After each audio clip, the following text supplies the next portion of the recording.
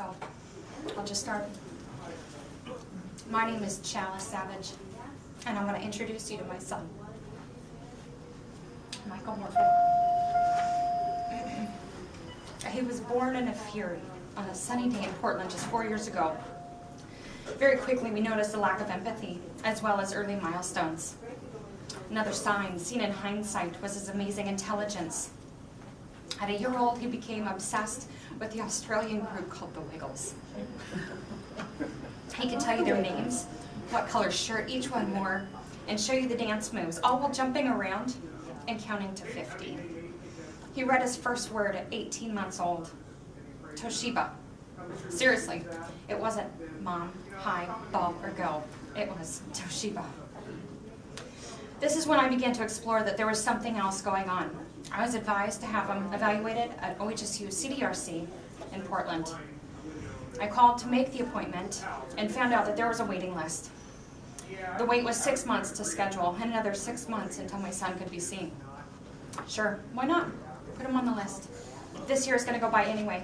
Might as well get the ball rolling. 3 months into this wait, I called CDRC in crisis. Morgan's erratic behaviors and lack of empathy were spiraling out of my control.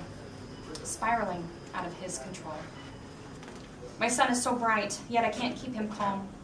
I understand the year-long wait, but what do I do in the meantime? Where can we go? They suggested I call my local school district and have him evaluated through them. So I did. I called Willamette Education School District, WESD. Here I made a dear friend who held my hand during this process, and she is still a resource I use today. She came to my home and watched me play school with Morgan. I was asking Morgan, who was 3, to complete an activity which was made for 6 years and up. She watched as I tried to give direction. She watched as he talked over me. She watched as I was patient. She watched as I quietly gave in. And she watched as I shed my first tears over the fact that Morgan was different. Then we both watched as Morgan, 5 minutes later and completely unprompted, came back and did exactly what I was asking of him perfectly and on the first try. This was the first time I felt true validation. We had Morgan evaluated at WESD and we found that he was on the autism spectrum. We placed him into a special education classroom with other students who were bright but lacked social skills. After diagnoses, I felt that our family could finally have the help that we so desperately needed. I started making phone calls. Who could we see and what could I do? Surely special education preschool is not the only option. After a few weeks and many hours on the phone with various people and feeling like all the doors were closed in my face, no new clients. We don't work with kids. You need to have a medical diagnosis before you can come here. We don't take insurance, so you're going to have to pay $170 out of pocket per session. I finally got the lead that Easter Seals Children's Therapy Center here in Salem was accepting new patients, and we had a rare intake appointment. I met with a therapist who immediately diagnosed Morgan with Asperger's. Since evaluation at WESD, I began picking up every book related to Asperger's, autism, sensory processing disorder, and how to parent this type of child. I became my own expert. We began behavioral therapy, and soon we got a medical referral to receive occupational therapy. We discovered ourselves working with appointments almost every day, each one providing something so valuable. We found that for every appointment Morgan had, we had to find childcare for his little brother. It was hard to take Jameson, since he was a distraction for Morgan, who needed to focus on learning how to focus. Morgan began to thrive, and I could see him learning self-control, self-regulation, and patience. In September, I began taking an autism class offered through WESD. I made a friend in this class, and she assured me that the OHSU diagnosis was helpful and encouraged me to contact them again. After feeling fired up because of my positive encounter, I called OHSU, now 9 months on the waiting list. I was able to make this appointment for Morgan the following month. At OHSU CDRC, we met with a team of professionals, a developmental pediatrician, audiologist, pediatric psychologist, speech therapist, and an occupational therapist.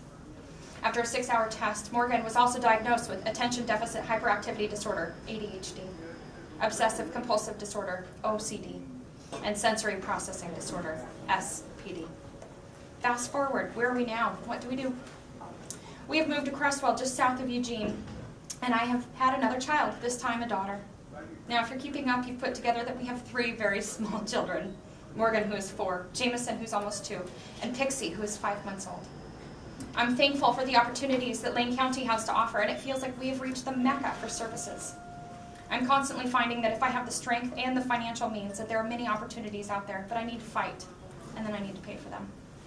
With this said, I also believe that we are the exception. I have a husband who's amazing, parents who are totally on board, and a church family who all support this journey. We could not be where we are now without them. I come to you today to show you what early childhood education and intervention can do. Had I not spent countless hours on the phone, remained an advocate for Morgan, or pushed for answers, Morgan would be lost in the system, labeled a misfit or problematic. I'm speaking for the single moms who have to work 2 jobs in order to make co-pays for their children's therapies. For the therapists whose caseloads are growing when the funding is diminishing. For the teachers who are underpaid with large classrooms. For the kids who have the ability to be independent adults that contribute to society if they had the early intervention. And for Easter Seals in Salem, who suddenly closed its doors to 300 children in March due to a lack of funding. I'm speaking for the future of our society. Did you know that for every $1 spent on high-quality early childhood education and intervention that you can save taxpayers 7? This is found in the reduction of remedial and special education, and the usage of welfare and criminal justice services for adults who didn't have early childhood education and intervention. The programs also improve the efficiency and productivity in classrooms. Children who attend programs such as Head Start or special education preschool have more advanced skills in areas like following directions, problem solving, and joining in activities. All of this allows teachers to spend more time working directly with children and less time teaching classroom management. The list is endless to the benefits of these programs.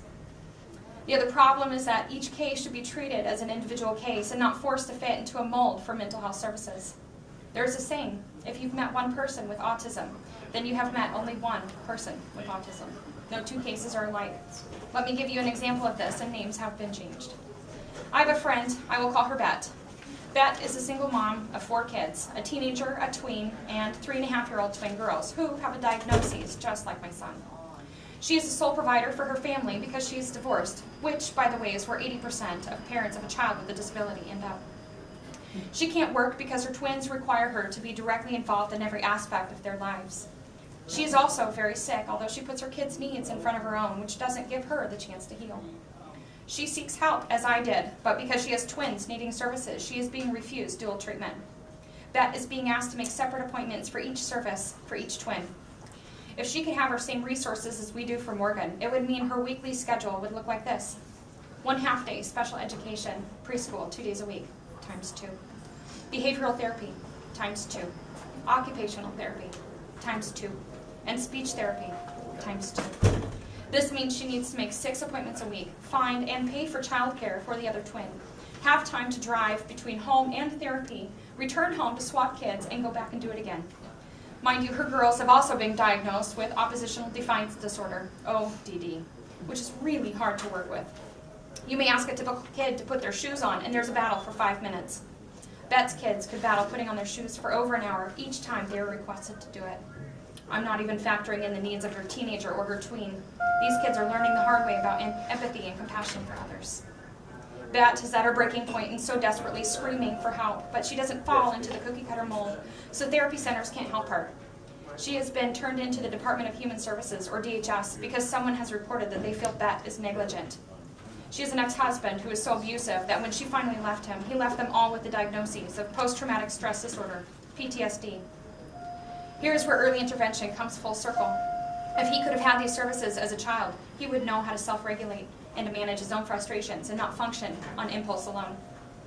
Instead, he lost control of himself and is costing taxpayers money because he's in the criminal justice system. Now, he should go to jail for this abuse towards his family, but oddly enough, the system is more helpful towards him versus his twin daughters.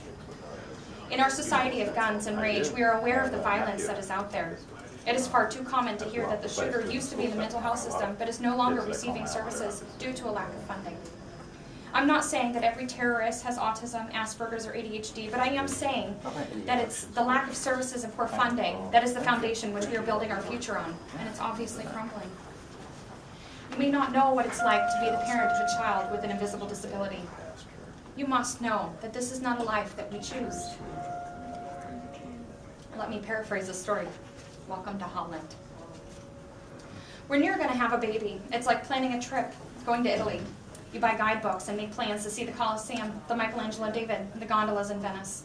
You may learn to have some handy phrases in Italian, and it's all very exciting.